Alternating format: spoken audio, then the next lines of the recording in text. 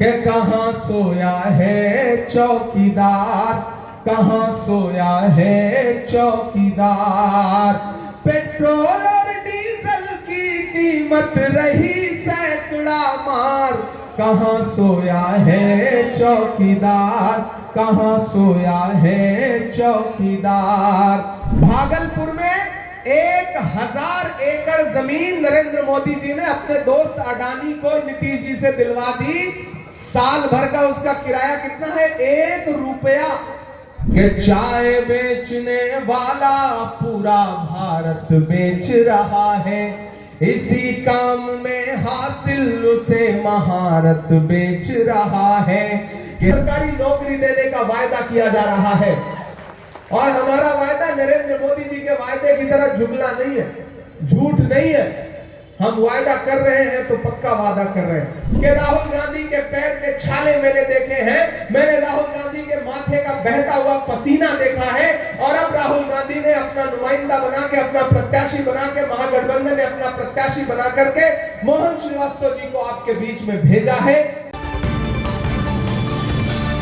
तो आप तो इस बात पर ईमान रखते हैं ना कि मजदूर का पसीना सूखने से पहले उसकी मजदूरी उसे दे देनी चाहिए। आपका भरोसा है इस बात पर, मैं रखता हूं इस बात पर ईमान।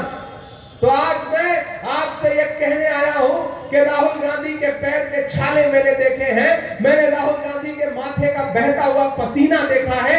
और अब राहुल गांधी ने अपना नुमाइंदा बना के, अपना प्रत्याशी बना के, महागठबंधन ने अपना प्रत्याशी बना करके मोहन श्रीवास्तव जी को आपके बीच में भेजा है। मुझे किसी साथी ने अभी कहा कि यहाँ पे लाइब्रेरी युवाओं के लिए पढ़ने की लाइब्रेरी नहीं है। कोई फरमान साहब है, उन्होंने हमसे कहा कि मोहन श्रीवास्तव जी से कह दीजिए कि यहाँ लाइब्रेरी की आवश्यकता है, अगर ये विधायक बनते हैं तो लाइब्रेरी बनवाएं। तो मैं एक वायदा आपसे कर रहा हूं, आप मोहन जी को विधायक बना करके असेंबली पहुंचाइए। आप सिर्फ एक विधायक नहीं जिताएंगे, एक विधायक जिताइए, साथ में एक सांसद फ्री में पाइए। इससे अच्छा ऑफर तो कुछ नहीं हो सकता ना। ये बिहार की असेंबली में आपके मुद्दे पर लड़ेंगे और मैं देश की सबसे बड़ी पार्लियामेंट में, राज्यसभा में खड़े होकर के आपके मुद्दों पे लड़ूंगा। और यहाँ शिक्षा की जहां तक बात है, लाइब्रेरी की जहां तक बात है, मैं मोहन जी के बिहाफ पे आपसे वादा करता हूं कि आप इन्हें असेंबली पहुंचाइए। इनके बजट से, इनकी निधि से जो सबसे पहला काम होगा वो यहाँ पर लाइब्रेरी का होगा। ये मैं आपको भरोसा दिला रहा हूं, जहां युवक, युवतियां, नौजवान साथी जा करके पढ़ाई कर सके, बैठ सके। हम शिक्षा की बात कर रहे हैं, हम रोजगार की बात कर रहे हैं, हम बांटने की बात नहीं कर रहे हैं। हम आपसे कह रहे हैं कि अब तक एक बार मोहन भाई को मौका दीजिए, बाकी को आपने 7 बार 8 बार मौका दे दिया। कितना दे दीजिएगा मौका? अब तो अडवाणी जी भी रिटायर हो गए, अब तो मोदी जी के भी रिटायर होने का समय आ गया। इस बार नीतीश जी भी रिटायर हो रहे हैं, अब तो उनको रिटायर कर दीजिए। एक नौजवान ही कहूंगा मैं इनको, भले ही उम्र थोड़ी ज्यादा हो गई हो, जीत का माला पहनाने की बात कर रहा है।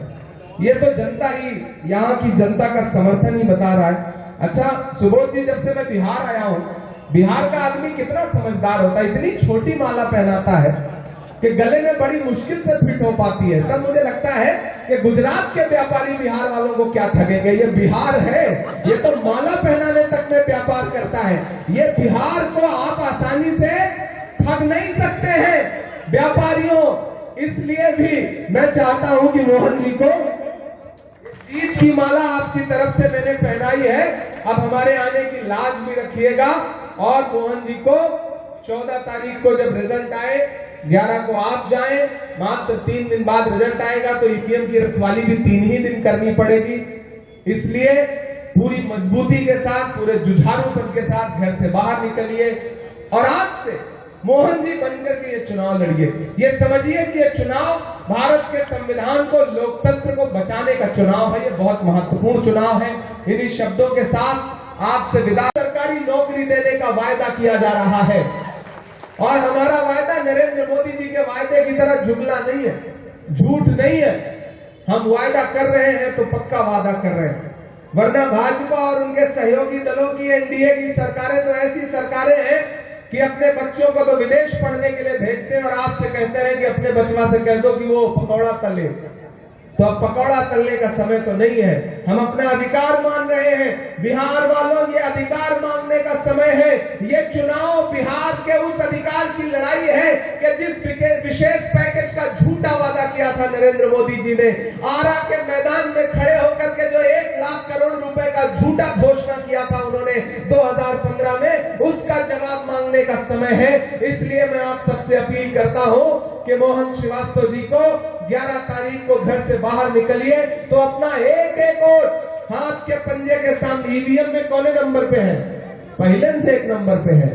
तो आप समझ लीजिए कि जब पहले से ही 1 नंबर पे है तो आपने अगर एक एक अपना वोट हाथ के पंजे के सामने वाले बटन पे दबाया तो 14 नवंबर को जब ईवीएम खुलेगी, तो जब पहले से ही 1 नंबर पे है तो समझ लीजिए कि ऊपर वाला भी आपको एक इशारा दे रहा है कि मोहन श्रीवास्तव पहले से ही 1 नंबर पर है, 14 को भी 1 नंबर पर रहेंगे जब रिजल्ट आएगा तो। और पिछली बार भी तो आप चूक गए थे बहुत थोड़े वोट से, मोहन भाई चूक गए थे बहुत थोड़े वोट से। यार इस बार तो गठबंधन अपने मैनिफेस्टो में क्या कह रहा है कि हर गरीब को 5 डिसमिल जमीन सरकार की तरफ से फ्री दी जाएगी। एक तरफ भाजपा और उनकी सरकारें हैं जो लोगों के सर से छत छीन रही हैं, और महागठबंधन कह रहा है कि जिसके पास घर नहीं होगा, जिसके पास जमीन नहीं होगी, उसको 5 डिसमिल जमीन सरकारी तौर पर फ्री में दी जाएगी। इसलिए भी मैं आपसे अपील करता हूं, भाई बहन सम्मान योजना इतनी शानदार योजना है। इलाज के लिए आपके परिवार का कोई सदस्य बीमार हो गया तो उसके इलाज के लिए 25 लाख रुपए तक का जीवन बीमा फ्री, इलाज बीमा फ्री, ये कह रही है हमारी सरकार। तो ओंकार नाथ जी अखौरी भी हैं जो, यानी कि मोहन श्रीवास्तव जी, इनके लिए एक व्यक्ति 5-5 वोट की जिम्मेदारी ले। ये चुनाव सिर्फ मोहन श्रीवास्तव का चुनाव नहीं है। आप सबको ये चुनाव मोहन श्रीवास्तव बन के लड़ना पड़ेगा।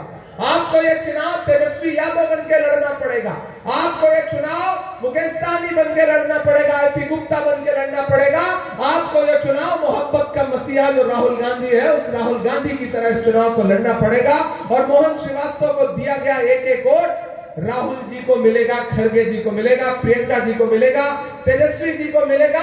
और आपके बीच में मैं आया हूं, अभी थोड़ी देर में हमारे साथी सचिन भाई भी आ रहे हैं, तो हम सबके ऊपर भी आपका दिया गया एक एक वोट एहसान होगा।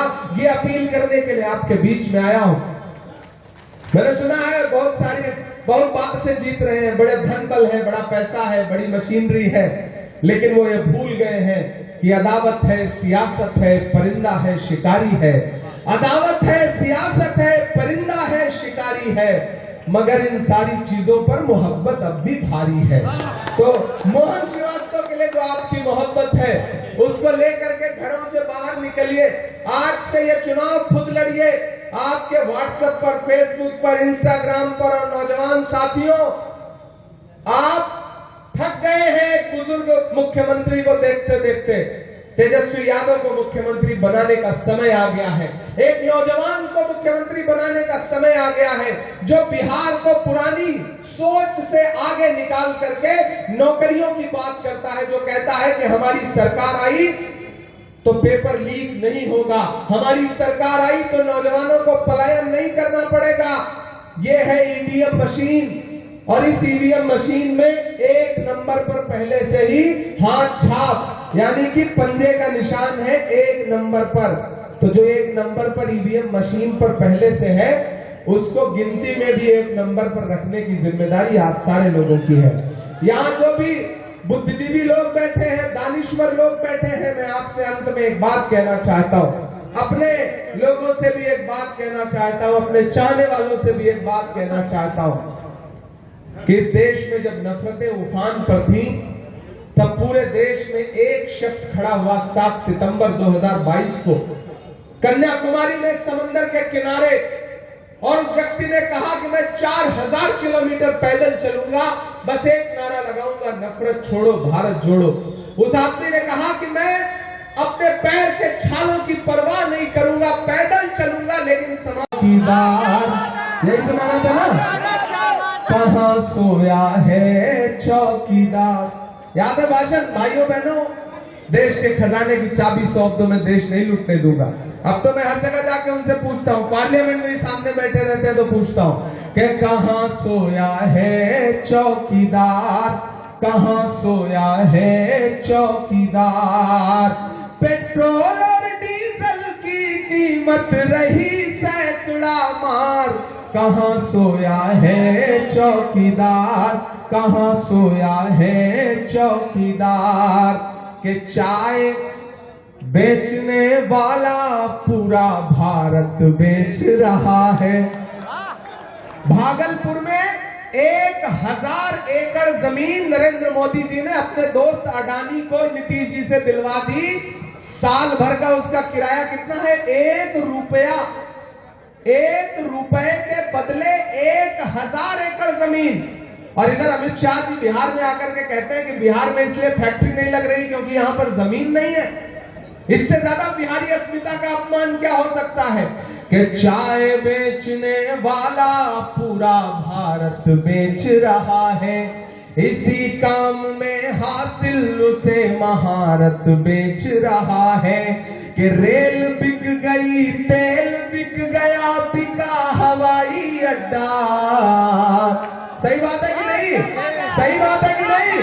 तो अगली लाइन पे यहां से वहां तक तैयार रहिएगा कि रेल बिक गई, तेल बिक गया, बिका हवाई अड्डा। सब कुछ बिकता देख के खुश है अपने जेपी नड्डा। के जनता महंगाई की मारी करती हाहाकार, कहाँ सोया है चौकीदार, कहाँ सोया है चौकीदार। और तालियां अगली पंक्ति में बजनी चाहिए कि अब बिहार में बन जाएगी तेजस्वी सरकार, कहाँ सोया है चौकीदार, कहाँ सोया है चौकीदार। उठाइए अपना एक हाथ मोहन भाई के समर्थन के लिए, पीछे तक कोई हाथ झुका हुआ नहीं रहना चाहिए। आपका यह समर्थन मोहन श्रीवास्तव की ताकत है और मुझे पूरा भरोसा है कि 11 नवंबर को आप घरों से निकलेंगे तो एक एक वोट मोहन श्रीवास्तव को दे करके आएंगे। ये सारी साजिशें धरी की धरी रह जाएंगी। कैंची से चरागों को लवे काटने वालों, कुदरत के करिश्मों से लड़ोगे तो मिटोगे। तुम फूल को चुटकी में मसल सकते हो लेकिन खुशबू को बिखरने से नहीं रोक सकोगे। इस बार मोहन श्रीवास्तव की खुशबू पूरे गया में, पूरे बिहार में, पटना में फैलेगी, ऐसा भरोसा है। बहुत बहुत धन्यवाद।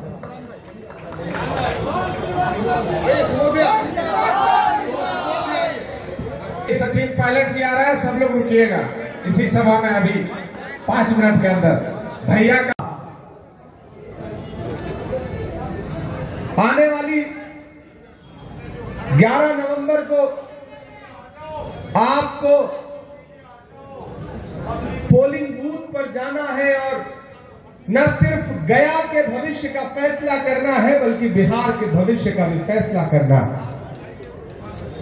अगर आपको यह लगता है कि यह चुनाव सिर्फ विधानसभा का चुनाव है तो आप बहुत छोटा सोच रहे हैं। कोई खुशबू, न कोई फूल, न कोई रौनक, उस पे कांटों की जहालत नहीं देखी जाती। हमने खोली थी इसी बाग में अपनी आंखें, हमसे इस बाग की हालत नहीं देखी जाती। पूरे देश की आंखों में मीडिया के जरिए दिखाया गया एक सपना और एक नाम है सुशासन की सरकार का। लेकिन बिहार की सच्चाई यह है कि सड़कों पर गोलियां चल रही हैं, लाशें बिछ रही हैं और कौन जवाबदेह है इसका कुछ अता पता नहीं है। सरकार कौन चला रहा है इसका कुछ अता पता नहीं है। मुख्यमंत्री जी कहा जाता है कि अस्वस्थ हैं और इस बीच तो वह जिस तरह से मंच पर पकड़ पकड़ के प्रत्याशियों को माला पहना रहे हैं उसकी तस्वीरें भी हम सारे लोग देख रहे हैं। उधर दिल्ली में बैठा हुआ हाकिम ये सोचता है कि बिहार को गुजरात के रिमोट कंट्रोल से चलाया जाएगा। लेकिन मैं गया में खड़ा होकर के, इस पवित्र धरती पर खड़ा होकर के ये कहता हूं और दिल्ली में बैठे हुए हुक्मरानों से भी ये कहना चाहता हूं कि ये बिहार है, ये उड़ती हुई चिड़िया के पर पहचानता है। अगर किसी को लगता है अगर किसी को लगता है कि दिल्ली में बैठे हुए गुजरात के व्यापारी बिहार को रिमोट से चलाएंगे तो आप गलतफहमी के शिकार हैं। बिहार को बिहार की जनता चलाएगी, बिहार के युवा चलाएंगे, बिहार की महिलाएं चलाएंगी, बिहारी चलाएंगे, व्यापारी नहीं चलाएंगे। आने वाली 11 तारीख को आपको घरों से निकलना है तो गया जी में पिछले 8 बार से अपनी सेवाएं, इतनी ज्यादा सेवाएं दे चुके हैं कि अब उनको सेवा मुक्त करने का समय आ गया है। उम्र भी हो गई है और काम के नाम पर तो कुछ हुआ नहीं। ऐसे में इतनी बार आपने मौका दे दिया और एक जुझारू प्रत्याशी, एक जुझारू व्यक्ति जो लगातार आपके बीच में गली कूचों में, आपकी सड़कों पर, आपके मुद्दों पर संघर्ष करता हुआ नजर आ रहा है, ऐसे मोहन श्रीवास्तव जी को जिताने का समय है। इस बार उनको मौका देने का समय है। मैं इमरान प्रतापगढ़ी हूं। आपके मुद्दों पर, देश की पार्लियामेंट हो या देश की सड़कें हो, बोलता रहता हूं, लड़ता रहता हूं। जब भी मैं मोहन जी से मिलता हूं तो इनका जो व्यक्तित्व है और इनकी जो बातचीत की शैली है, चूंकि मैं साहित्यिक व्यक्ति हूं तो मुझे अच्छा लगता है कि कोई राजनेता ऐसा भी है जो साहित्यिक भाषा में बात करता है। अशोक साहिल ने कभी कहा कि मैं तुम्हें अपने उसूलों की कसम देता हूं, मैं तुम्हें अपने उसूलों की कसम देता हूं, मुझको मजहब के तराजू में न तौला जाए, मैंने इंसान ही रहने की कसम खाई है, मुझको हिंदू या मुसलमान न समझा जाए। एक व्यक्ति जो जीती जागती मिसाल है आपके बीच में, हिंदू मुस्लिम सिख ईसाई सबकी एकजुटता की मिसाल है। एक व्यक्ति जो लोगों को साथ लेकर के चलना चाहता है, वो आपसे एक बार सेवा का अवसर मांग रहा है। ऐसे में मैं इस शहर के जिंदा दिल लोगों को पुकारता हूं और उनसे गुजारिश करता हूं कि एक बार मोहन भाई को मौका दीजिए। डिप्टी मेयर रहते हुए इन्होंने जो कुछ उल्लेखनीय काम किए हैं, सोचिए अगर ये विधायक बन गए और जितने तेज तर्रार हैं सरकार बन गई तो ये सिर्फ विधायक बन के नहीं मानेंगे, ये तो आप जानते ही हैं। और मुझे पूरा विश्वास है, मैं बिहार के अलग अलग इलाकों से होता हुआ यहाँ पहुंचा हूं। ये टीवी चैनल वाले आपको टीवी पर कुछ भी दिखा रहे हो, कोई भी लहर बता रहे हो, लेकिन सच्चाई ये है कि मैं बछवाड़ा से लेकर के, नालंदा से लेकर, बिहार शरीफ से लेकर, खगड़िया से लेकर, बेतिया से लेकर, पूर्णिया से लेकर, कस्बा से लेकर, धमदाहा से लेकर के, राजा पाकर से लेकर के, दीघा से लेकर के फुलवारी शरीफ होता हुआ यहाँ पहुंचा हूँ। और मैं पूरे बिहार के एक एक इलाके का माहौल देख करके आपको बता रहा हूं साथियों कि ये सारे टीवी चैनल झूठ बोल रहे हैं। बिहार में एक तरफा महागठबंधन की सरकार बनने जा रही है, एक नौजवान मुख्यमंत्री बिहार को मिलने जा रहा है। एनडीए का कुंबा आपस में बिखरा हुआ है, बिल्कुल नहीं देंगे। उधर जेडीयू वाले कह रहे हैं कि पिछली बार 2020 में जो किया था चिराग जी आपने, अब उसका बदला लेने का समय आ गया है। और इधर सम्राट जी हैं कि सोच रहे हैं कि अब मुरेठा खोलना पड़ेगा। तो आप एक चीज जान लीजिए साथियों कि नीतीश जी तो अलग ही भविष्यवक्ता और आहट को पहचानने वाले व्यक्ति हैं। मैं जब आया बिहार चुनाव प्रचार में था तो मुझसे सुबह मीडिया के साथियों ने पूछा कि इमरान साहब नीतीश जी के बारे में क्या कहेंगे। मैंने कहा मैं तो जब से बिहार आया हूं भोजपुरी का एक गाना बहुत सुन रहा हूं कि छन छन बदले तोहरे मिजाज रजऊ, दगाबाज रजऊ, उड़नबाज रजऊ, धोखेबाज रजऊ। तो मैंने कहा ऐसा लग रहा है जैसे ये गाना उन्हीं के लिए बनाया गया हो। इसलिए साथियों आपसे कह रहा हूं कि इस बार माहौल बहुत अच्छा है। बिहार में तेजस्वी यादव मुख्यमंत्री बनने जा रहे हैं, महागठबंधन की सरकार बनने जा रही है। ऐसे में इस आहट को पहचानिए और मोहन श्रीवास्तव जी को आपने असेंबली पहुंचा दिया तो आप समझ लीजिए कि एक व्यक्ति जो बिना ताकत में रहे, डिप्टी मेयर सिर्फ जैसी पोस्ट लेकर के भी आपकी कितनी सेवा करता है, अगर वो व्यक्ति विधायक बन गया और विधायक बन जाने के बाद सरकार रही तो फिर गया में जो ये वायदे कर रहे हैं, इनके वायदे झूठे वायदे नहीं है, ये आपको भरोसा रखना पड़ेगा। कोविड के बांटने का काम किया हो, जिस आदमी ने कोविड में ऑक्सीजन बांटते समय यह नहीं पूछा हो कि आप हमारी पार्टी के हो कि दूसरी पार्टी के हो, जिस आदमी ने कोविड में आपको सांसें बांटते समय यह नहीं पूछा हो कि आपका धर्म क्या है, आपका मजहब क्या है। तो मैं आप सबसे गुजारिश करूंगा साथियों कि मोहन भाई को एक बार मौका दीजिए, और अगर आपने इन्हें मौका देकर के पहुंचाया तो एक चीज जान लीजिएगा कि अगर 14 नवंबर को रिजल्ट आया और बिहार के मुख्यमंत्री 14 नवंबर 2025 को तेजस्वी यादव बने, तो आने वाले दिनों में 2029 में देश की गद्दी पर यानी कि देश के प्रधानमंत्री राहुल गांधी बनेंगे। इस बात से कोई रोक नहीं सकता है। ये लड़ाई दो तय करते हैं, और एक तरफ मोहब्बत का वो मसीहा खड़ा है जिसका नाम राहुल गांधी है, जिसने कन्याकुमारी से कश्मीर तक 4000 किलोमीटर पैदल यात्रा की और एक नारा लगाया, नफरत छोड़ो भारत जोड़ो। जिसने एक नारा लगाया कि मुझे नफरत के बाजार में मोहब्बत की दुकान खोलनी है। मैं चला हूं राहुल गांधी के साथ, मैंने देखे हैं उनके पांव के छाले। सुबोध कांत जी चले हैं राहुल जी के साथ, उन्होंने देखे हैं उनके पांव के छाले। जब मैं राहुल जी के साथ चलता था तो मुझसे मीडिया के साथ ही कहते थे कि इमरान साहब आप तो शायर पहले हैं, सांसद बाद में हैं, राहुल गांधी के साथ चल रहे हैं, क्या कहेंगे। तब मैं उनसे कहता था कि जो हर जालिम से टकराएगी वो आंधी बनाऊंगा, जो हर जालिम से टकराएगी वो आंधी बनाऊंगा। नए अंग्रेज आए हैं, नया गांधी बनाऊंगा। वो नया गांधी जो इस देश में लगातार संविधान बचाने की लड़ाई लड़ रहा है, आपके वोटों के अधिकार की लड़ाई लड़ रहा है, उस व्यक्ति को ताकत देने के लिए, और उस व्यक्ति ने मोहन जी को अपना नुमाइंदा बना करके, अपना प्रत्याशी बना करके आपके बीच में भेजा है। तो गया जी वालों, गया शहर वालों, आपका दायित्व बनता है। ये बड़ी ऐतिहासिक भूमि है, यहाँ धर्मों का संगम होता है, अलग अलग धर्म, अलग अलग संस्कृति, अलग अलग तहजीब के मानने वाले लोग रहते हैं इस शहर में। और इस शहर को अगर मोहन तो भगवान कृष्ण का एक नाम है, अगर मोहन जैसा व्यक्ति इस जगह का नेतृत्व करेगा विधानसभा में, तो आप ये समझ लीजिए कि ये जिन लोगों ने पिछले कई सालों से नेतृत्व के नाम पे सिर्फ छलावा दिया है यहाँ को, उन लोगों से 100 गुना बेहतर काम करके मोहन श्रीवास्तव जी दिखाएंगे। यहाँ बड़ी तादाद में मेरी माएं बहनें बैठी हैं।